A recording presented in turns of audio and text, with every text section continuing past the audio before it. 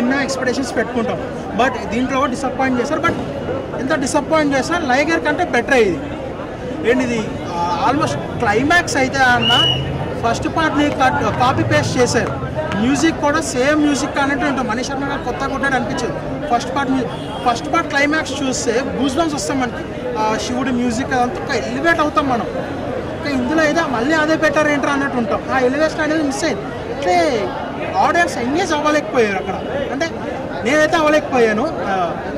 మళ్ళీ ఇంకా first interval దగ్గర కానీ ఎవ్రీథింగ్ కానీ mind transfer, memory transfer same అదే. అక్కడ జరిగిన సీన్లు ఇక్కడ మళ్ళీ తిప్పి కొట్టారు, క్యారెక్టర్ని మార్చారు, కాన్సెప్ట్ లైట్గా చేంజ్ చేశారు. అంతకుమించి చేంజ్ లేదు. బట్ ఆ హీరోయిన్ గ్లామర్ కోసం పెట్టినట్టుంది. హీరోయిన్ కూడా ట్విస్ట్ పెట్టారు కానీ ఆ ట్విస్ట్ కూడా పెద్ద గొప్ప అవసరం లేని ట్విస్ట్ అది కూడా. అండ్ ఆ క్లైమాక్స్ అయితే కాపీ పేస్ట్ చేశారు. సాంగ్స్ గురించి మాట్లాడను. నిన్నటి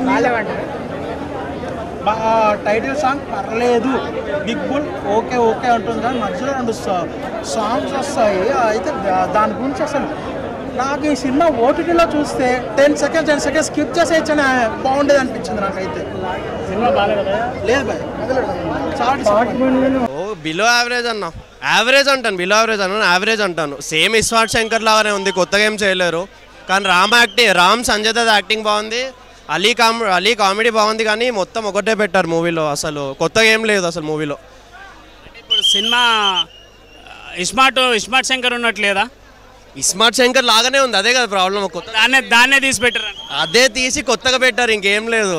అక్కడ బడ్జెట్ అది ఇది ఎక్కువ అన్నారు, ఏదో కొత్త అన్నారు కానీ ఏం లేదు అక్కడ. లైగర్ తర్వాత వచ్చింది కదా, లైగర్ కొనో కొంచెం బెటర్ అన్నా కానీ అసలు పూరి జగన్నాథ్ మార్కే కాదు ఇది అసలు.